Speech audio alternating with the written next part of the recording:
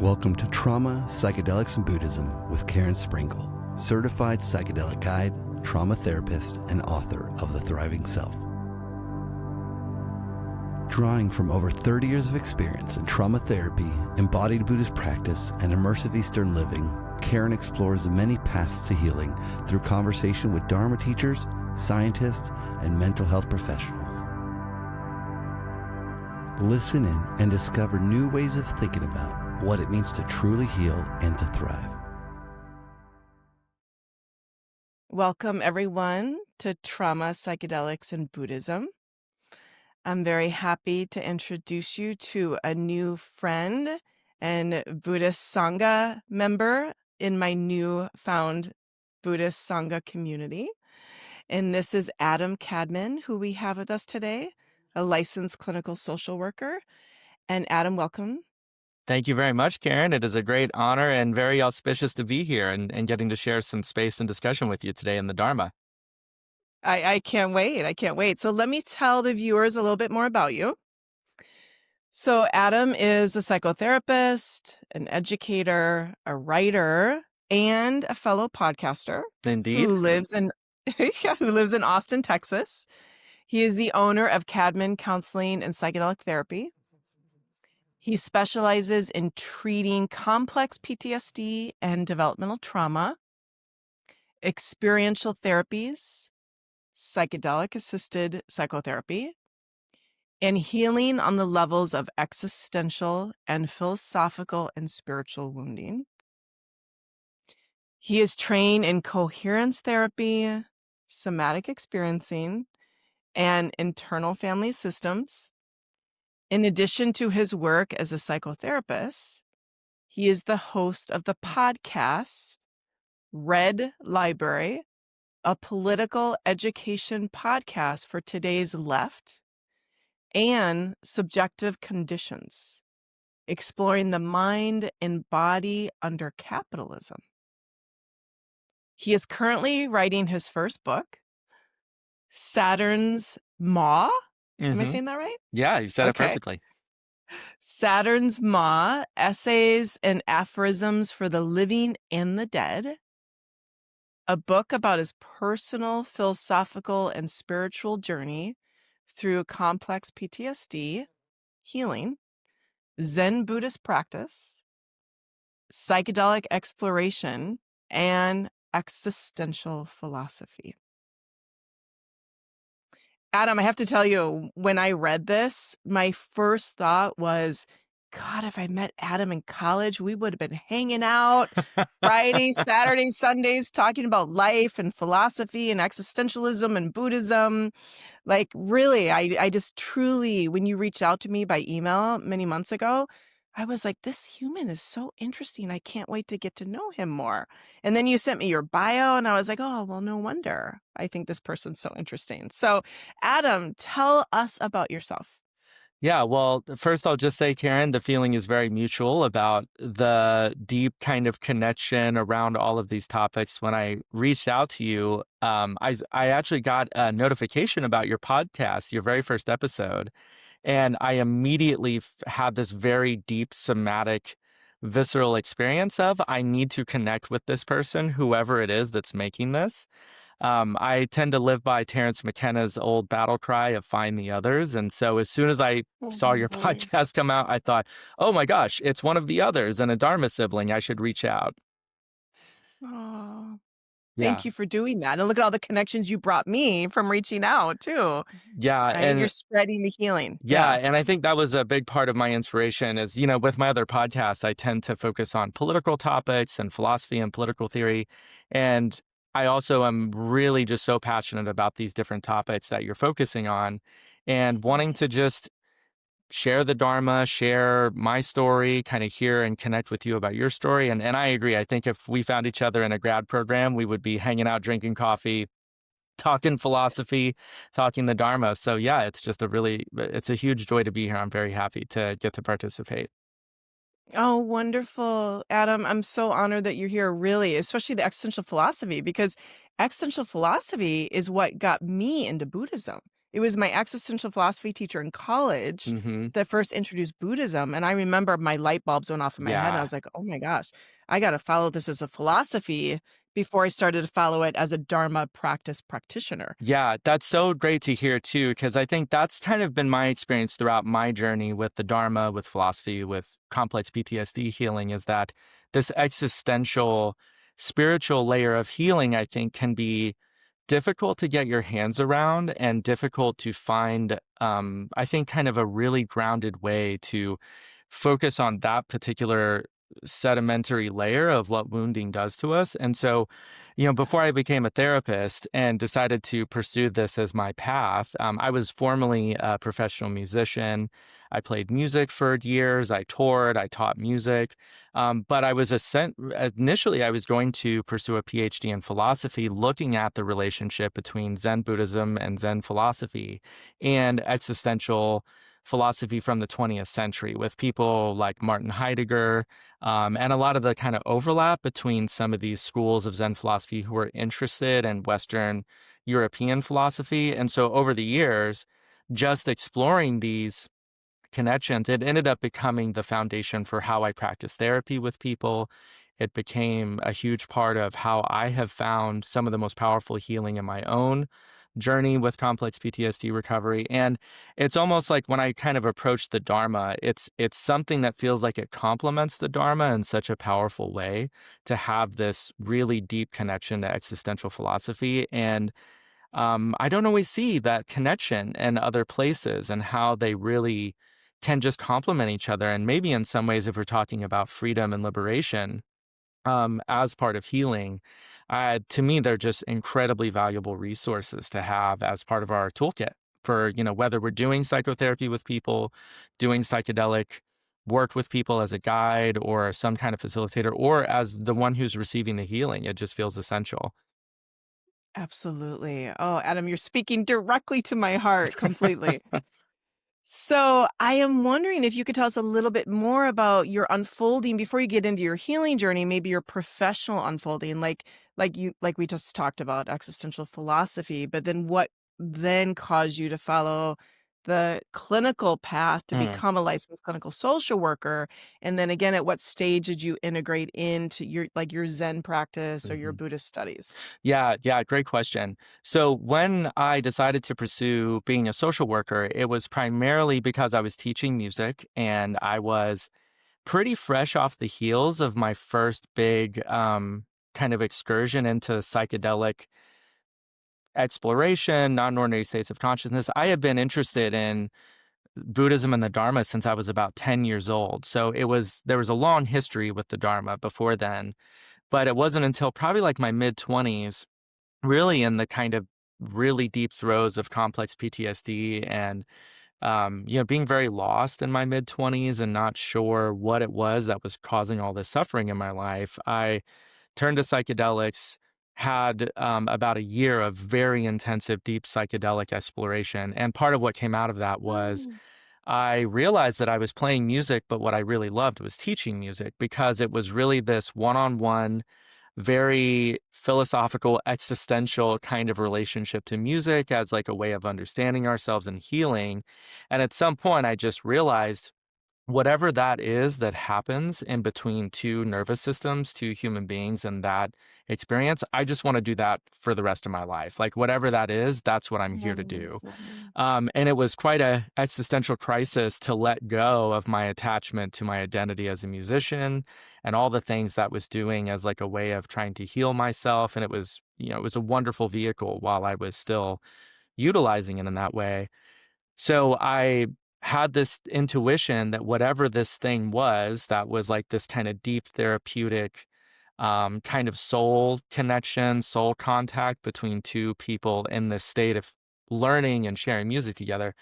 I heard from a friend of mine about a few programs that were about interfaith counseling. And because I had just been so fascinated and, Buddhism had really saved my life in my early teen years, it really was a vehicle for me to kind of Mm. get through some of those early complex and developmental trauma experiences. I just thought, well, this is the most ideal thing in the world for me. I can talk with people about spirituality and philosophy and religion, and we can kind of focus on this deep attachment-based kind of healing relationship. So once I figured that out, I thought, well, what's the fastest way to become a therapist? And then I found social work. I got into social work. And then through meeting one of my mentors, I initially wasn't, I wanted to be a clinician, but then I actually got very interested in systems level work and like community Hmm. organizing and more of this like political social justice framework from social work. And so as I got into my grad program, I was really wondering, how can I stay connected to this social justice oriented systems level kind of perspective while also working with people to focus on these kind of individual experiences of healing? So I graduated and then I actually started in the nonprofit world in adult workforce and literacy. And so I was Hmm. helping people with actually providing free services for trauma informed therapy for people who typically would never access therapy at all, or maybe had never even had any access to therapy or insurance or anything. So I was working in that realm for about 5 years. Then, through more of my own healing journey and psychedelic experiences, realized that I wanted to move more towards doing psychedelic work. And then I started working in a ketamine clinic for a while, then group therapy practices, and then eventually ended up in my own private practice here, which is, yeah, what I get to do all day, every day. And it's the greatest thing in the world is getting to put all these things together and work with people through these different frameworks. I want to give you a compliment, and hopefully it lands as a compliment, not offensive, but inappropriate.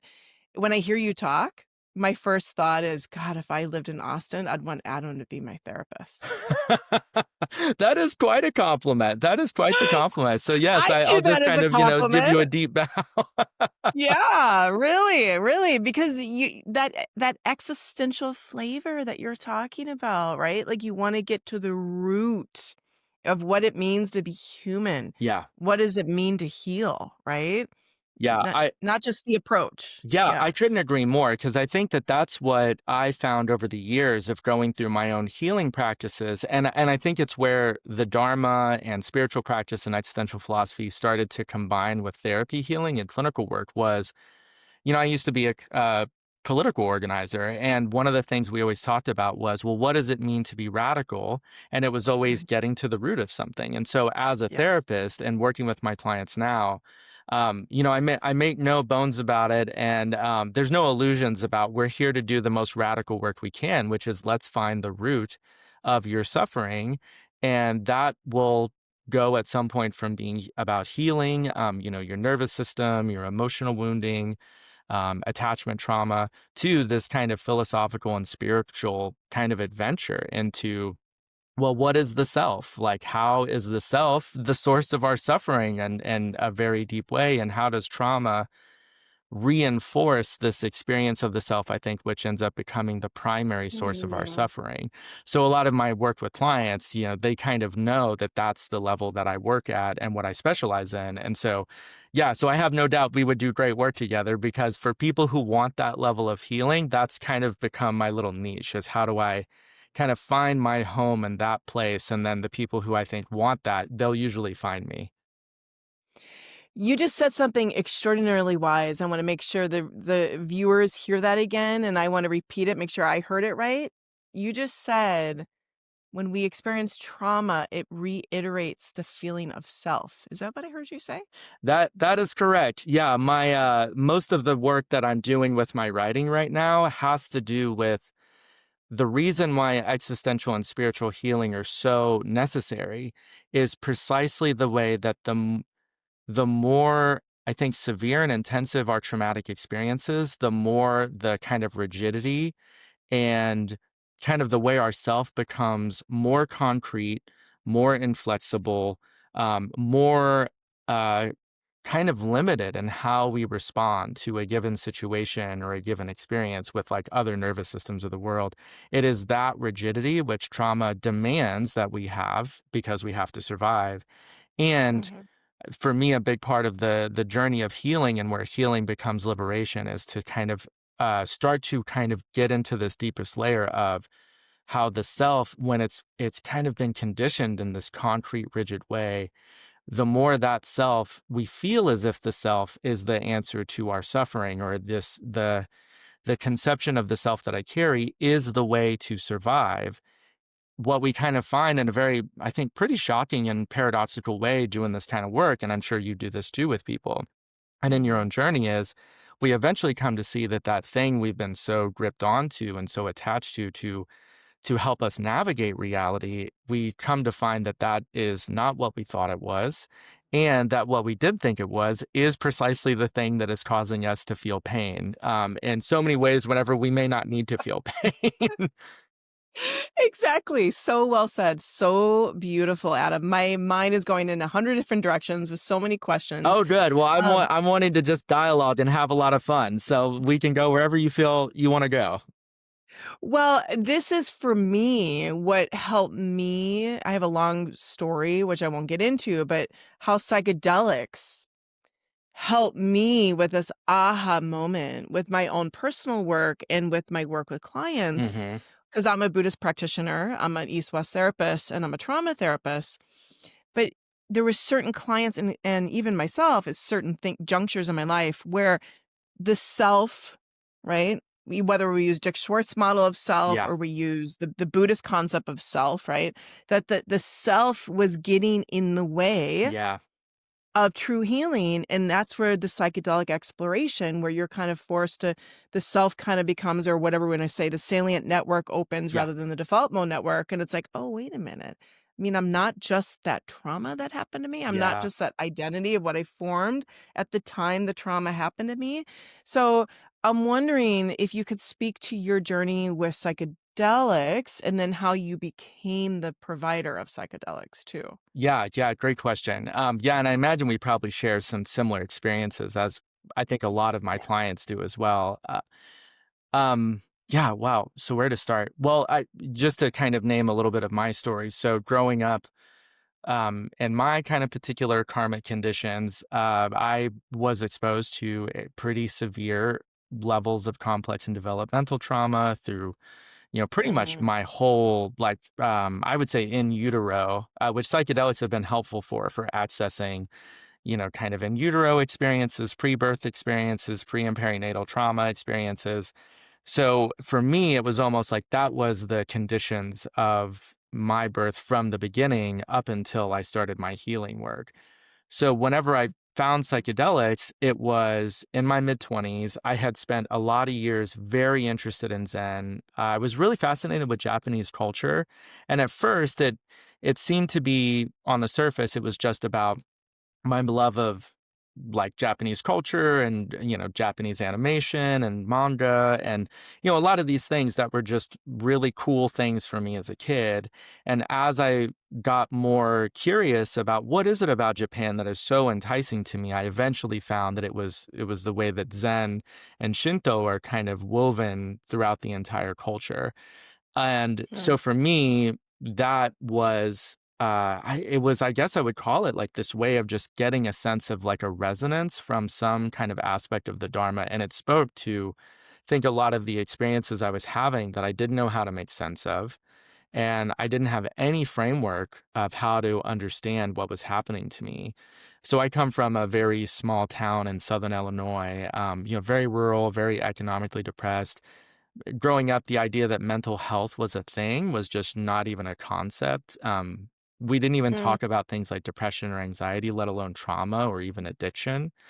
So I found the Dharma, and it really became this vehicle that helped me at least know how to ask the question, which is, where does suffering come from? And I had a deep knowing that, okay, I am suffering tremendously, even if I don't understand why. But something about the Four Noble Truths just immediately got my attention. And looking back now, I always think about it as this old Zen saying of you have to want liberation like someone whose head is on fire wants the water.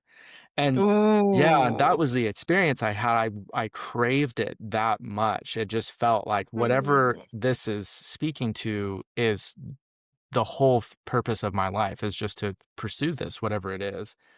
So I was into Alan Watts, DT Suzuki, Shinryu Suzuki. and a lot of the San Francisco kind of early beat generation, Jack Kerouac, Ginsberg. So I found that whatever they were experiencing with the Dharma was really fascinating to me. And then essentially I got into early psychedelic culture and Tim Leary and a lot of those early psychonauts. And yeah, out of, I think, desperation in my early to mid 20s, I was not drinking. I was not using any substances at the time. And I just was reading Alan Watts talking about the experience of people in non-ordinary states with LSD and psilocybin.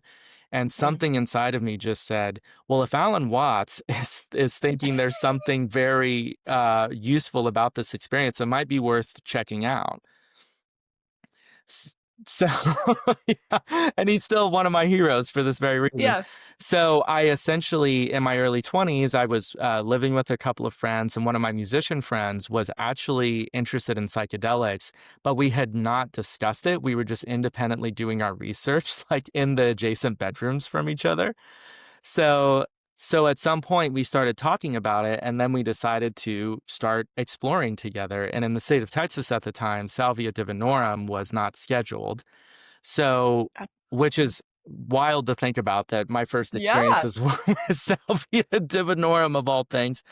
And so we just started using salvia as a way of trying to explore non-ordinary states. And for anyone who's familiar with salvia, they're a very weird, hard to make sense of experiences. They can be very unpleasant. And for me, I had one experience that was a full-blown transcendental, mystical state of consciousness. It was kind of the one of those ideal psychedelic experiences where you just get to feel what it would be like to be totally at home and one with the universe, and there's no fear, there's no Mm. pain, there's no suffering. And I felt in a way it was very much by some kind of grace of, Maitreya Buddha or something, that I got to have this experience. And that experience overnight changed my life. And I immediately realized whatever that was, whatever I experienced, it showed me that there was something different that I could feel and experience that wasn't just defined by complex trauma, which I didn't even know that's what it was at the time. So Mm. I I spent about a year doing really, further exploration with psilocybin and DMT. So I had a lot of experiences, and then at some point, kind of DMT itself told me I should probably just hang up the phone and just start getting involved in the world and come out of hiding and just exploring psychedelics.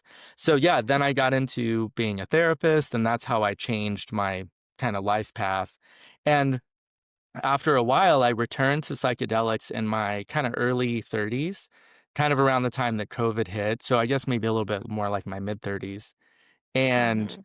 COVID hit, and I got really fascinated with the things that were starting to come out around MDMA and complex PTSD healing. And I had just come to terms with having complex PTSD, and I thought, now might be the time to return to psychedelics as a tool.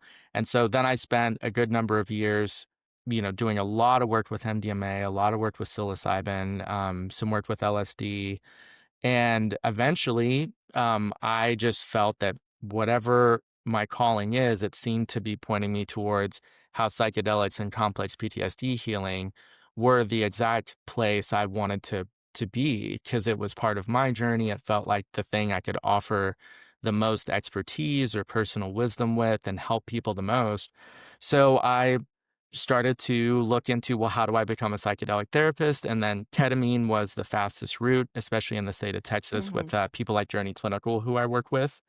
So I got Nice. involved doing ketamine work with Journey, and then, yeah, was hoping that MDMA was going to be rescheduled. And then obviously I know, a lot of heartbreak around that not being approved. Mhm. So yeah, now I'm just kind of essentially working with ketamine and keeping my fingers crossed that one of these days I can do more work with MDMA and psilocybin with people. Beautiful. Adam, thank you for sharing your personal story, Yeah. and of course, so sorry that you had this experience in utero and the first developmental stages of your life, Mhm. and I think it's really important to hear your story because the Dharma first helped you, therapy helped you, and then psychedelics helped you, and it seems, at least by meeting you, that you're healed. Like, you're not healing, that you have actually healed from what happened to you Yeah. as a young child in the womb. Is that a fair statement? Well, thank you. I feel very seen, and I'm glad that that's showing up in how I kind of just exist. I would say it depends on the day, but I usually consider myself in like late stage recovery. So Mhm. I would say in many ways, I think a large portion of my complex PTSD experiences have been resolved. And Yeah. there are still, little nooks and crannies there that you'll get surprised by, or, I don't mind sharing this, that part of my journey at the moment is, I think this is what drew me to the Dharma, is that, I think in complex and developmental trauma, and I guess any traumatic experience, but for me, these kinds of complex developmental traumas are really pronounced and really pointed around this, is Yeah. you're encountering the experience of, I think, what drew the Buddha to start leaving home and pursuing liberation, which was, okay, I'm encountering death, I am encountering sickness, I am encountering old age, and I'm encountering these really unavoidable experiences of human impermanence and suffering and how fragile we all are, especially as children. So for me, I think the way that I kind of think about where I'm at in my own journey, and I really do work with people this way. I think it's helped me Mhm. be able to cut right to the quick of what we're talking about when we're dealing with complex trauma, is usually we have been confronted with death and the terror of that at such a young age when we are truly powerless, we are truly dependent on the Mhm. people around us. And those experiences for me and the kind of emotional learning and the felt lived reality of what that is, like how we carry that in our bodies underneath our anxiety and depression, for me, that's where I consider myself now, is doing a lot of the grief work and the somatic work around what it was like to go through those experiences as a kid. Yeah. So in a lot of ways, now I would say that most of my healing is really focused on just increasingly doing a lot of inner child work and a lot of parts work to kind of help those parts that carry those burdens and that trauma to find healing and find more integration with my adult self, especially with like the Dharma and being a therapist. It's almost like I tried to become the adult I always needed and wanted, and feel that, little me would think I'm pretty cool and would, have the right kind of adult that he needs. So that's how I think about where I'm at. Oh my gosh, I love that. That was such an eloquent description. And I think that's so important and relevant for anyone that's listening too, that, there's the healing journey and then we can be healed, but that doesn't mean that we don't have any more triggers anymore. It just means that we're strong enough, we have enough adult sense of Yeah. self that we can reparent our burdened parts when they get triggered in those moments, right? Yeah. And also have that foundation, which I think is vitally important to name, that when we are attached to our identity of what we thought we would be, or any identity, that is gonna amplify suffering. And I love that you brought up Buddha leaving and finding old age, sickness, and death. And just this week with a client, we were talking about Siddhartha, Hermann Hesse's book, and Oh my gosh, I such a great resource for all of us out there.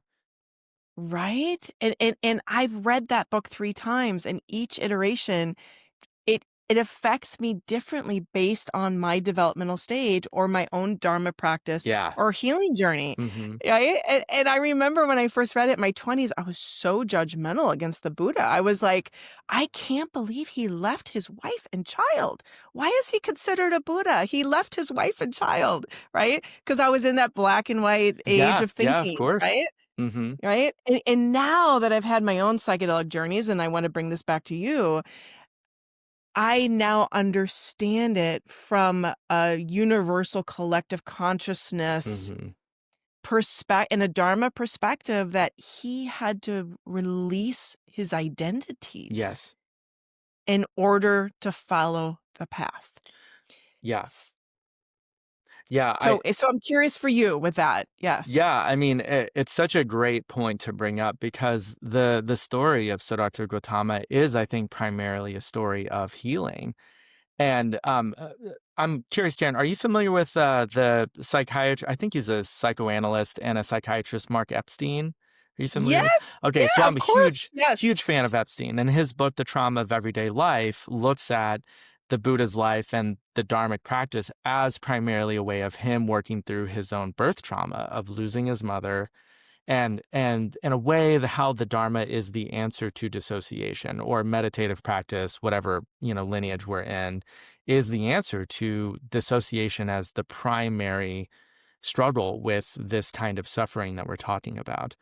So for me, I think when I think of the story of the Buddha's life, um, one of the things that really stays with me is how much and I think I saw myself in this story too. And I love Siddhartha by Hermann Hesse and, Mm, periodically reread that book and get different things too. So it's so great you're bringing that mhm. up. He's one of my heroes, actually. Yeah. And I think whenever I was in my early experiences with the Dharma in my teens and my 20s, I really, I think, glorified this like ascetic kind of lifestyle and self Mm, punishment, deprivation of the self. Really, a way of almost trying to overcome my suffering by becoming my own torturer and becoming my own, kind of person who is punishing me as a way of feeling more in control of my suffering. This is, yeah. I'm sure you know this is a primary Yeah. struggle with complex PTSD healing is our inner critic part Yeah. becomes one of the biggest aspects to work through because it is primarily the part of us that has learned to internalize and adapt to traumatizing survival-based conditions through doing it to ourselves before anyone else gets the chance to do it to us. And for Really. me, and I know some of my other Dharma siblings out there that we've had a lot of conversations about this over the years, is that our tendency towards this very like ascetic kind of approach of how can I overcome the limitations of my body? How can I put myself through any amount of suffering and be able to maintain a state of equanimity through that suffering? The Buddha also spent years doing these same approaches. And the story of him that I think I sit with most now is how when he has his enlightenment experiences and he comes out of the forest, the first thing that he encounters is Sujata, who gives him that bowl of rice porridge, and it's him Yeah. nourishing himself that Mhm. becomes like a foundational part of that story. And so for me, I think that's been a huge part of my Mhm. own journey is that a huge way that the Dharma helps us heal is to help us recognize how much that tendency towards self-punishment, that tendency towards self-deprivation as a way of trying to overcome or master our trauma is also a way of reinforcing this sense of self that, can be in control of reality, can overcome what's happened to us, can somehow find a way to say, I can be in control of this not happening to me ever again. Or at the very least, I won't be caught off guard. I won't be shocked by it when it occurs. So I think over the course of my practice and where I'm at these days, it really is about not so much like how do I become like more than human or I somehow develop these cities and great powers that somehow opt me out of being limited and impermanent as a human being, but how do I become as human as possible? And in my own experience, that really has, for me and my practice, I think has really focused on all the ways that my sense of self has really been this source of suffering because it's trying to stay in control of things Mhm. that I had no control over, and none of us do. And that's a really terrifying place to be, is to actually have to confront that in ourselves. And that's to me where the existential piece comes in is, confronting death, confronting uncertainty, confronting our anxiety about moving towards freedom because of how vulnerable it feels. Oh, Adam, you are so incredibly wise. I could listen to you for hours. Thank you Really, very much, Karen. so wise, so I wise. love nerding out about this stuff. This is just me like playing around in the sandbox with friends. So I'm just, yeah, I love talking about it. This is the most exciting and interesting thing in the world to me is to talk about these things. Oh my gosh, I love that. So I just have one point of a question for you clinically. So I love what you just said about when we have complex PTSD, especially when it's that 0 to 4-year-old range, Hmm. it's very common that we walk away with this need to control. And Yes. sometimes Hmm. that means self-punishing self, right?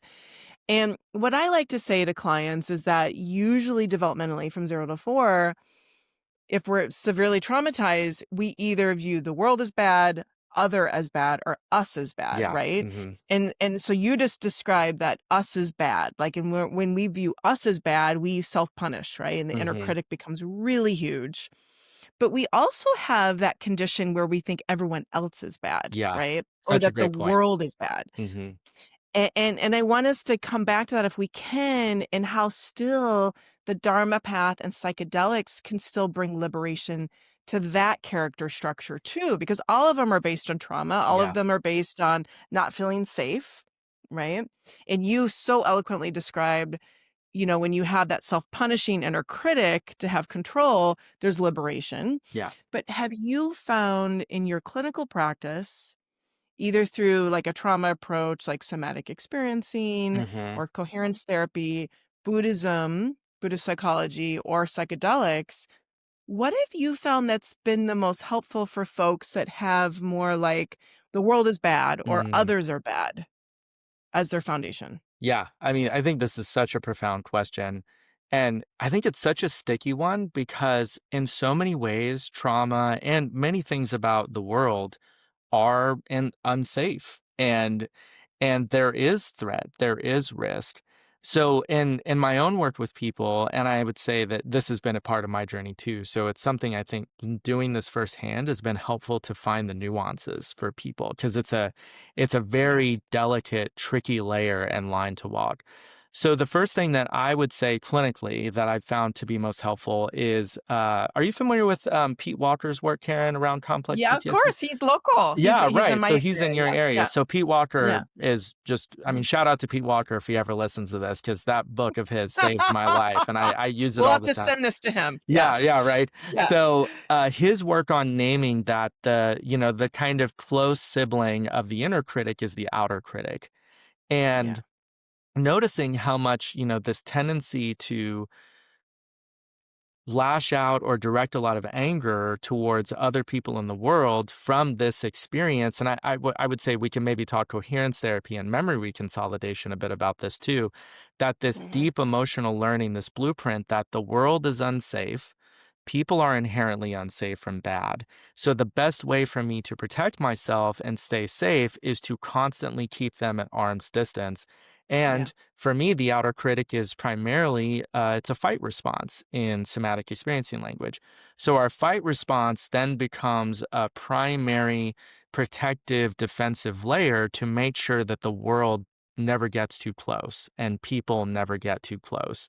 And it really, I think, is a way of defending us against intimacy and the reality of the inherent codependent arising and the way that we are inherently intimate with each other. We cannot Mhm. escape that condition. And yet, with a lot of complex and developmental trauma, our primary experience of closeness and intimacy in other people is that I should expect that people are going to hurt me, that they are going to be unsafe, they are not trustworthy. And so it's absolutely an ingenious strategy to say, well, if I just Absolutely. never let them get Yeah. close and I always keep them on the defensive and I'm on the attack, well, it's kind of like the best defense is a good offense in sports Yeah. language, which didn't expect I was going to use a sports metaphor, but it's a really good example of Yeah. how the outer critic, I think, is a really, really powerful part. And it usually underneath the outer critic is always this inner critic part too that is constantly saying, if I don't do this and then I do get hurt, I'm going to be the problem. And then we're just flooded with toxic shame and guilt. And I should have, I could have, I would have. So it's Mhm. almost like, for me, the outer critic and the inner critic are so melded together as one big Mhm. schema that it's really necessary to address both. So I think that can be Beautiful. helpful for people is just knowing that they have an outer critic and that it's doing a job for them. And how do we make sense of what's the job that it's doing? So I would say that I think has been enormously helpful for people and myself.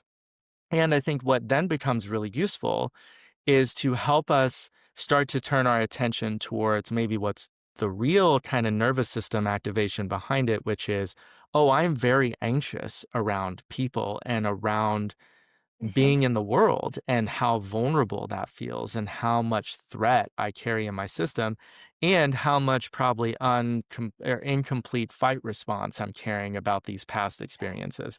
So I think, in a way, it's more of like when we can kind of help someone recognize where is this anger, where is it coming from? And when did you not get to protect yourself? When did you not get to Right. have boundaries? I think when you can kind of, and SE is great for this, as you know, like when Mhm. you can kind Yeah. of really help people complete those old fight responses, it can really soften this feeling and this deep, coherent belief that the world is not safe, people are not safe, this is all bad. I don't want to be a part of it. And this is something that I talk about a lot with the existential layer, which is I didn't ask to be born. I don't want to Yeah. be here. This is terrible. And how do I deal with that? And, the outer critic and the anger is such a really beautiful way without any other options at your disposal to say, well, if I just stay removed and avoid all of this, then I never have to face that pain that I'm carrying around of how wounded I have been and how harmful people and the world have been to me when I had no way to stop it. Wow, Adam, you are so experienced, wise, and knowledgeable. It's so refreshing, I have to tell you, as a fellow trauma therapist, like a true trauma therapist, it's so refreshing to actually hear Mhm. a true trauma therapist know their stuff and be able to differentiate like that. And with that said, have you started to kind of formulate, even though every client is different, of Mhm. course, we know that every Yeah. client has their own subjective journey and experience. Have you started to notice or formulate like which traumatic therapy approach or even which molecule, psychedelic molecule, Mhm. is best based on kind of which character structure or larger trauma structure, survival strategy? Have you started to kind of do that in your head? Yeah. Wow, that's a wonderful question. I would say if I'm just kind of going from my gut about this, because I think I do have a general theory, I just don't ever kind of talk about it out loud. Mhm. But I would say that probably in terms of molecule, and maybe this will go along with like what modalities or what approaches tend to work best. I would say Mhm. that for me, since I work with ketamine so often, I think ketamine is such a great molecule to utilize with people who primarily have this experience of that the world is not safe and that people Yeah. are bad and not safe. Because I think people very often don't even have another Right. experience, that there is another state of consciousness that I could exist in.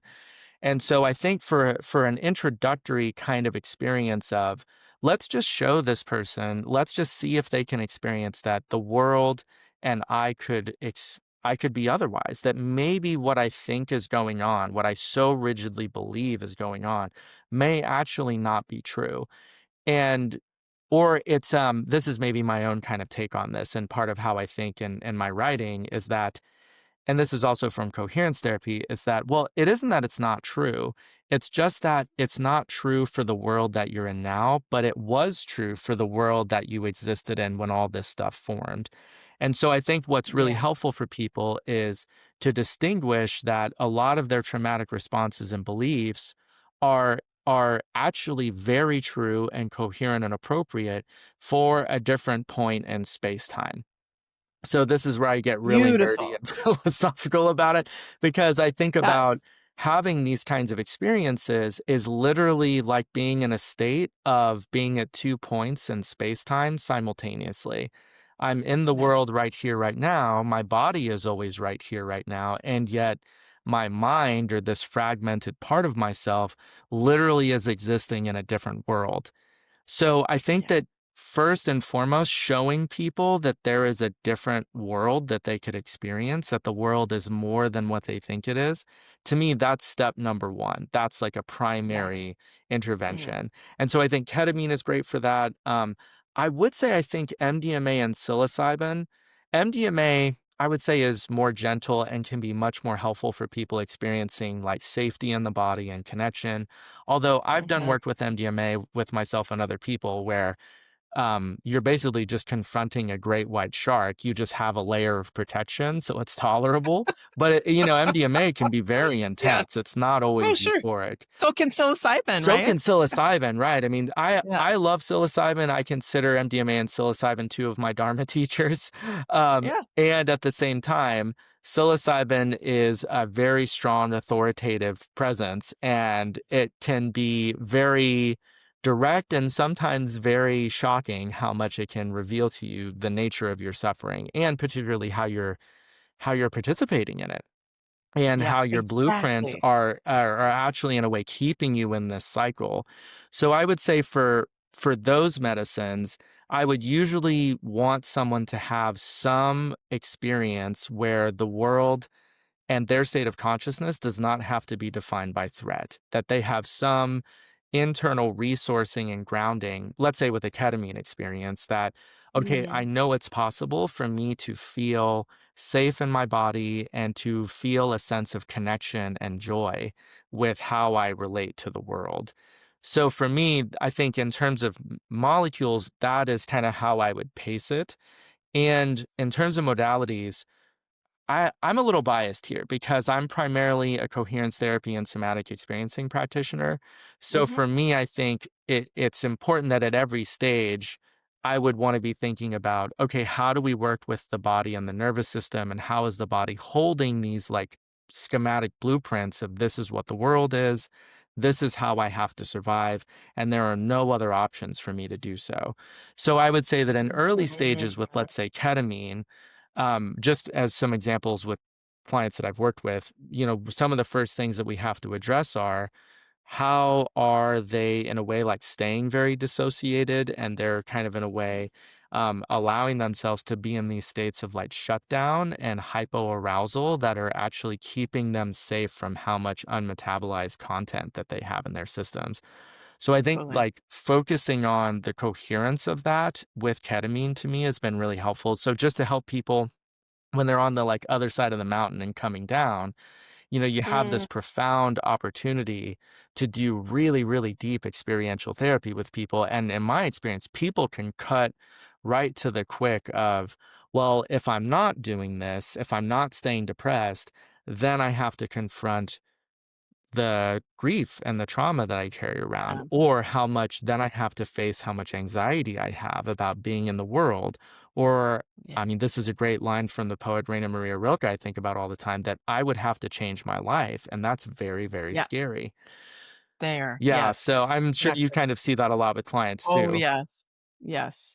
The reality of we have to change our life is ginormous block in any healing journey, I right? Like, agree. because your life will change if you heal. Like, that's just, like, an Yeah. absolute I say to my clients in my first intake call too, to assess their change awareness and change level, like, just so you know, when you heal, you will change. Are you ready for change? Yeah. Right? Yeah. It's a wonderful question to ask. And I think it's in a way, the kind of the adventure, and this is where that existentialist piece becomes so necessary.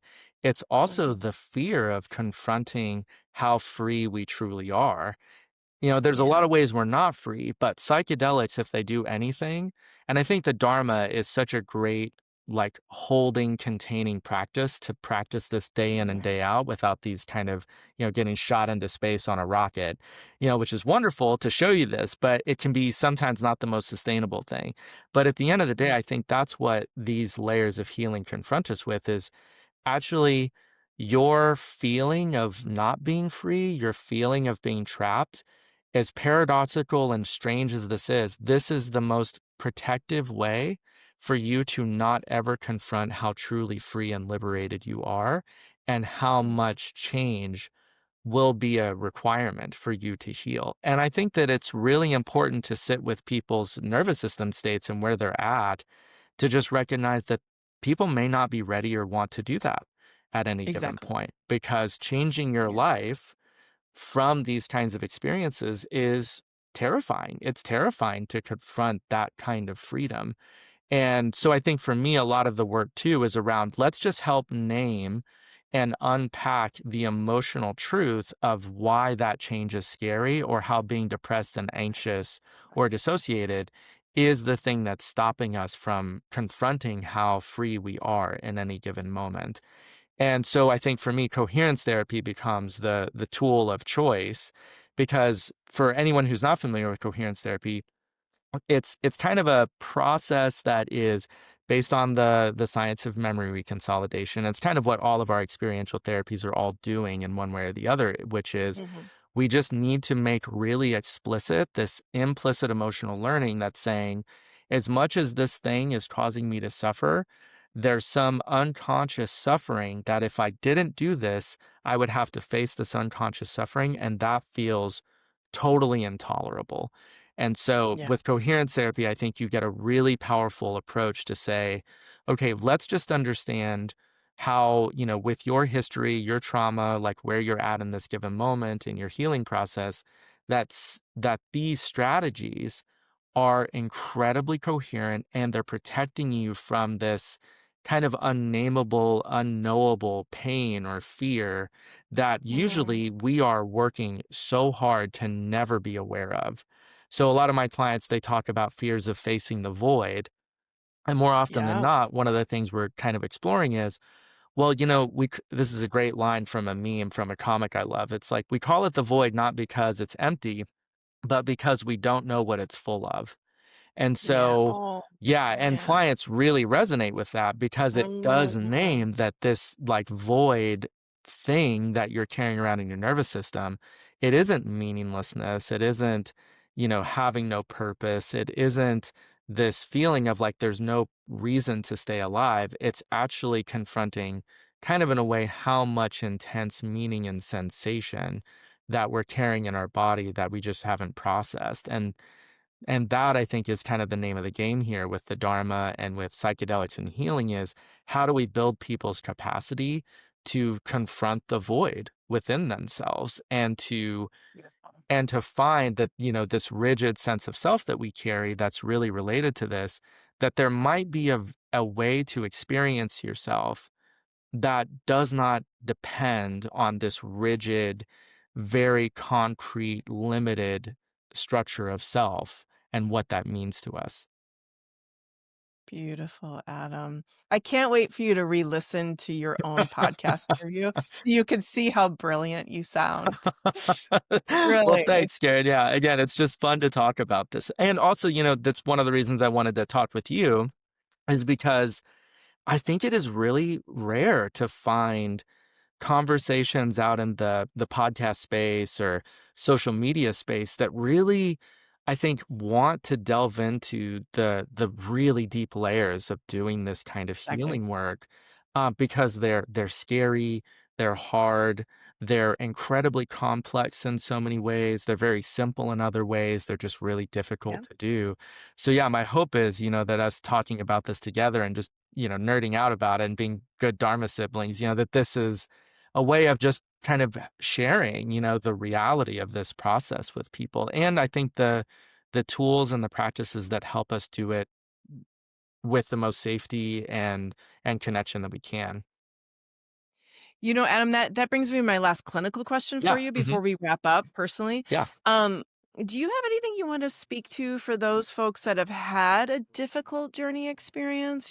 Because as we know, psychedelics, like you mentioned too, with your own process, sometimes we're faced with difficult Yeah. experiences. Sometimes we see crazy things, right? Sometimes people can have a trauma resurface. Some people can be Yes. traumatized by something they saw. Absolutely. So, yeah, how do you work with that?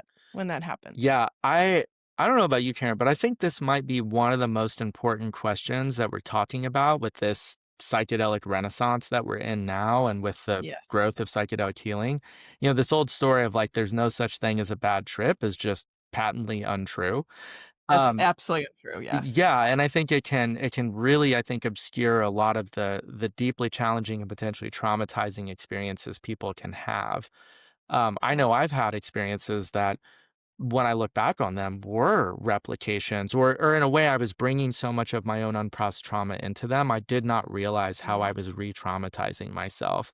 And some of those experiences, especially with like kind of the really big reality dissolving psychedelic molecules like DMT or salvia divinorum, or even high dose states of like psilocybin or LSD, that it took Mhm. me sometimes 15, 20 years to integrate an experience because of the time I just did not have the capacity to integrate it or understand what I was experiencing. So for me in my practice, one of the things I do and I tell people is I like to consider myself an integration specialist. And Mhm. part of why I say that to people is because when I do psychedelic work with people, we do a lot of preparation and we do a lot of integration time, primarily to help address the potential attachment trauma that people are carrying in to psychedelic experiences and what they may experience afterward too. So in terms of how I work with it with people, I think I spend a lot of time using a lot of like attachment science and attachment like trauma informed like psychotherapy with people to just say that, okay, the best way we're going to protect you from having that kind of an experience is we need to create such a strong holding environment, as D.W. Winnicott Mm. would say, or home base, that whatever Mhm. you will encounter, we're going to do our best to make sure that you don't feel alone, which is a primary risk factor for why someone will have a traumatic kind of response to an experience and that you don't feel totally helpless in that experience, even if there's some degree that we can't totally protect people from that completely. So, Yeah. I'm doing a lot of integration work with people. I do a lot of focus on that. And then a lot of people, I think, when we come into doing psychotherapy work together, or even if we're preparing for, let's say, a ketamine experience, we'll usually have to process a lot of unaddressed traumatic experience from past psychedelic states before we do a ketamine experience together.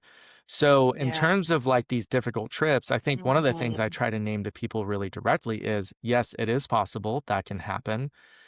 Mhm. Usually it's gonna be because you're confronted with a very intense, overwhelming experience that you're feeling alone in. You feel you have no Mhm. power, you have no control. Nice.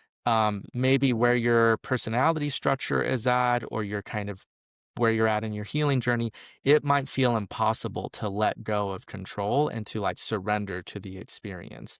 And I think that when those things happen, or the potential for them to happen means that we just have to really understand a lot of these deeper layers of trauma healing, especially with this Yeah. early stage trauma, which is, I've Mm. had clients who come in and they will say, well, the thing that made that a bad trip was I had this deep, intense feeling that it was objectively true that the people around me were bad, they were evil, Mhm. they Yep. had total Yep. power over me, and I could do Yep. nothing to stop it. And I'm trapped in this terrifying reality of which there's no escape. And so when you hear those experiences as a trauma therapist, and I will say I've had pretty gnarly trips where I've had to confront this in myself, like in my Mhm. mid 20s, was you're experiencing almost verbatim what it was like to go through traumatic experiences earlier in life. And Yeah. so those things, I think that's what characterizes trauma, and psychedelics, they will potentially put you in that state. And without a lot of resourcing and grounding, to use somatic experiencing language or just having safe connection in the room, you Yeah. can very much have that same kind of replication of that experience. And then that becomes a whole other thing that you have to work through and heal.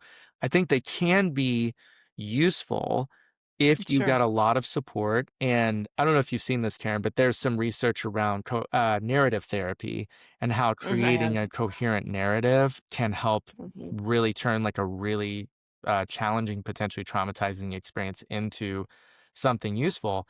And it still comes with potentially a lot of pain and a lot of Yeah. fear and a lot of suffering to do that. So Yeah. I think it's just important that people know like the risks. And for us as clinicians to be able to be really good about psychoeducating people on the risks and to be really, really aware of our own biases and maybe our own countertransference that we should just get Yes. people into these psychedelic states and it's going to help break through these defenses and heal them. And my thought is, I don't know, some of the most helpful trips I've ever had were pretty low dose, all things Yeah, considered.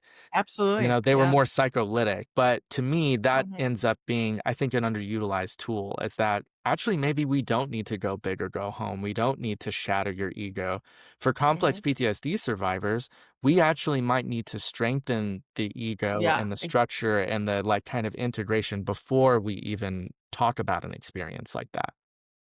Oh, totally. In fact, I'm about to do a training on the psycholytic dose benefits of ketamine, right? Rather than Yes. psychedelic, because a ketamine psycholytic dose is really wonderful for the traumatized nervous system, for A sure. Absolutely, and I think Yes. some of the most helpful work I've seen with my clients is around the psycholytic level of dosing, especially when they're coming Yes. down off the bigger psychedelic state, and then when they're in the psycholytic state, I mean, we make so much progress, and to me, it just feels like an underutilized tool that was a Totally. huge part of the birth of psychedelic therapy back in the '50s and '60s, and it's lovely to hear you're doing this training, so I think it's something that Yeah. really good trauma-informed therapy can utilize so effectively with people. Exactly. And then, of course, my bias is I want to really make sure in our new psychedelic renaissance that everyone gets trauma informed, because Same. what I'm seeing is all psychedelic therapists are saying they're doing trauma work without actual trauma training.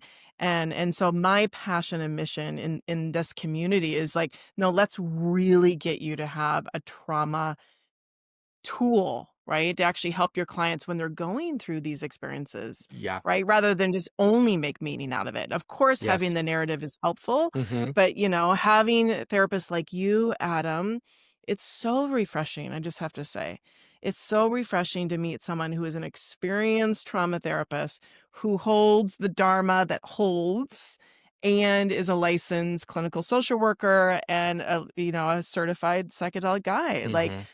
those, in my opinion, of course, I own my bias, it's what the name of the podcast is, are Yeah, it's vitally in the important, title. right? It's in the title, right? This is my bias, right? So, but having that foundation of the Dharma to hold, right? And then having trauma healing training and then bringing in a molecule. It's just like, Yeah. wow, the potency of those 3 together, Yeah. and you're doing it. Yeah. Well, and yeah, and it sounds like you are as well, and we're working in a similar way. Yeah, it's interesting. Yes. I think this is such a great thing for us to talk about here for people to hear because, part of my work is I'm a supervisor and I train social work clinicians and one of the things that part of my work as a psychedelic therapist is people will come to me wanting to focus on psychedelic work as part of their clinical training.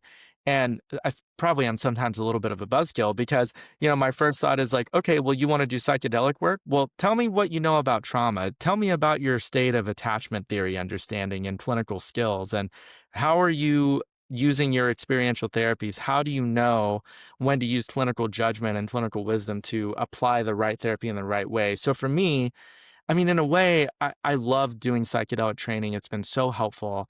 And I just Mhm. can't help but always wonder about, it's kind of this cherry on top of all this Yeah. other training and knowledge. And if I really know that stuff well, I really do believe we're going to be the best psychedelic therapist and guides that we can be because that's what people are Mhm. coming in with. And I don't know, I still believe in what Stan Groff said about psychedelics as non-specific amplifiers of unconscious experience that Yes, yes, well said. we have these molecules and yes, they're powerful and to be honest, they're fun and they can be challenging and scary, but they can also open us up to spiritual and existential exploration. And I believe there's a really, really valid use of psychedelic compounds and molecules for enhancing spiritual and existential growth. I think that's a really exciting place for the psychedelic renaissance. I'm hoping we see more of. And when I'm working with people around this, it's that, yes, those things are huge and they're really valuable. And at the same time, the scaffolding, the structure, the framework for being a good psychedelic therapist in some ways is not all that different than being a really effective trauma therapist, which is yeah, Nice. like in a way, to me, it's like, how do we work with the body? How do we Yep. make sense of people's like emotional learnings and schemas that they're bringing in that are causing them all this suffering? How do we understand like what is the self? What is the Mhm. mind that is the source of all this suffering? And, and to bring the Dharma in too, to recognize a lot of this is intergenerational. And a Yep. lot of this is much more about society and culture in terms of our individual suffering than we have any real awareness of. So part of my work too is, I think this is my social worker training as well, is how do we kind of connect up the dots to see, that where you find yourself and your body in this moment, in this room with my nervous system, is just the very crest of the wave of this unimaginable, complex set of relationships of, history, of society, of culture, of your own life experience, of all your ancient twisted karma that you're bringing into this room. So in a way, it's where I think being really philosophical about this stuff is really helpful for people, because it makes sure that we don't get into this bias where we're just focusing on, it's just about you healing individually in this moment. It's almost like for you to heal individually, there has to be a healing of all of the different worlds that you carry around inside of you too. Nice. So I love everything you just said. And in IFS level 1, 2, and 3, they get into that, right? Like Yeah. once you're at IFS level 3, it's more about, okay, it's you and your parts, you and your family of origin parts, but then it's like you in the larger system of the world, you in the Yes. larger system of the cosmos. And each of those iterations also causes a different relationship to ourself and our parts, right? Because Absolutely. we live in a system. We live in a system that lives in a system that lives in a system. Yeah. And that is absolutely where philosophical foundations and clinical approaches like parts models can really overlap with the Dharma. Yeah, I agree. And I think that's why, these three topics that you focus on in the show, like when I Mhm. hear them again, obviously I'm also biased, but when I hear these things, my immediate excitement about that is, oh, now we have the tools we need to really understand what is it to heal. Yeah, And where does exactly. our suffering originate from? And I think that in a way it's we can't look at one of these without the other. It's like they're always codependently arising, and they're always in relationship to each other. So I think that, a lot of us, I think, do this practice from this kind of perspective, even though we don't maybe always name it. But I think when you Mhm. have a foundation in dharmic practice and in, the path of the bodhisattva, and being this kind of like, person who's committed to the liberation of all beings, including yourself, Mhm. I think to me, what that really speaks to is I have to always see things as primarily having no independent nature, that there Nice. is no way to make sense of any of this without seeing everything as constantly being in relationship and having no separate self. And so, sitting in a room doing psychotherapy with people, I always wonder about how in this moment am I kind of practicing from this perspective that, I think underlies really good trauma therapy, but it just makes it super explicit to say, how can I practice and help this person in this moment from a state of there is no you, there is no me, there is no separate independent entities in this room? And how do we Beautiful. practice from that perspective, which to me is where like being a psychotherapist and being committed to the bodhisattva path, are just two aspects of the same thing. Adam, this is a beautiful place to wrap up. I just have to say, when you said that, I could literally feel the spaciousness Mm, between us and how we're sharing that same energy and spaciousness together. And there's something yeah. greater here than just you or I, Yeah. and how beautiful that is. So Yeah. thank you for naming that. And I loved talking to you. Like again, going back to what we said in the beginning, I could talk to you for 5 or 10 hours Yeah, the and like feeling is very mutual, Karen. That's why I was like, I must email this person right away. I loved it. I really loved it. And the time you emailed me, the podcast was new and I was like, let me get everything more set up. And Mhm. I just really appreciated your enthusiasm. So thank you so much. You have so much to share with our world. You are not only an extraordinary, benevolent bodhisattva doing healing in the world, but you really know your stuff and you've really done your own work, Yeah. right? Let's just say it for what it is. You've done your own work, Yeah. Well, right? thank you very much, Karen. And I appreciate feeling very seen. And yeah, to me, I think that's one thing I really try to live into the Dharma and see, healing and kind of what I'm even here wanting to share with people. And as much as I love nerding out about it, also knowing that this is a way of finding my own place and unfolding the Dharma. And yeah, and just to know that, yeah, wow, the best way we can help people heal is to know the path. And Because I'm so fond of existentialism and Jizo Bodhisattva in our Soto Zen tradition, to know that for us to really heal, we have to know the hell realms, and we have That's to right. have our own experience of descending into those places and finding that same Buddha nature that exists in us, even in those realms. And so for me, it just becomes a way of recognizing that I can never really truly know someone's suffering unless I also have come to know mine as well and as intimately as I can. And so in a weird way, it's all about getting more intimate with myself helps me become more intimate with the suffering of everyone around me and the people I work with. So wise, Adam. So wise. And again, if we were in the same town, we'd be friends/therapist, colleagues, Sangha members, and you'd be my therapist, maybe. Thankfully, I have a very Buddhist therapist already, but you are just so unique and so special. And thank you for being who you are and doing the work that you do in the world. Well, Truly. thank you very Thank much, you. Karen, and thank you for exactly the same. And maybe one of these days we'll be in the same town and we can get together and nerd out over all these things in the flesh and not just online. I would love that. Well, I am going to make it to Austin sometime in this next year because I have to meet my video audio engineer there too. Yeah. So we will all get together and have some coffee together. Oh, I can't wait. That would be absolutely lovely. Yeah, like I said, just finding Dharma siblings and finding the others, that's the whole thing that is the name of the game for me on the path. Wonderful, Adam. Well, again, thank you so much. And for the viewers and the listeners, you will see in the episode description a link to Adam's website. So if you want to contact him further, and of course, Adam, we're looking forward to your book coming out in the world. You have so much to share, so I can't wait for that book to be out. Is there anything else you want the viewers or the listeners to know about how to contact you besides your website? Yeah, great question. You can find me on Instagram. I make a lot of video content these days about some of these topics we're talking about. I also post some of my writing on there. People can find my blog on my website.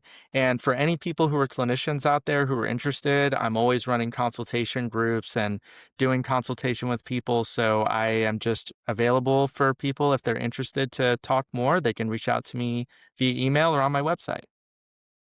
Fantastic. And we'll make sure that that's in the episode notes as Great. well. And we'll tag you on Instagram and all that stuff. Sounds good.